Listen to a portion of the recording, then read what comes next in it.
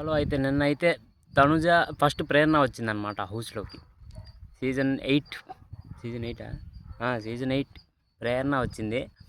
అయితే ప్రేరణ ఎవరిని చూస్ చేసుకుందంటే తనుజని చూస్ చేసుకుందనమాట.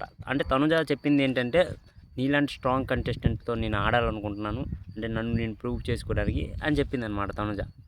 అక్కడికి ప్రేరణ ఎన్నో ఛాన్సులు ఇచ్చింది తనుజకి గెలవడానికి, అయినా తనుజ గెలవలేకపోయిందనమాట. అంటే గట్టి ఫైటే ఇచ్చింది తనుజ కూడా, కాకపోతే ప్రేరణతో ఆడడం అంటే కొద్దిగా కష్టమే. ఎందుకంటే వాళ్ళ ఆటలు వేరే. అంటే అక్కడ వాళ్ళు సీజన్ 8లో వాతావరణం వేరే అనమాట.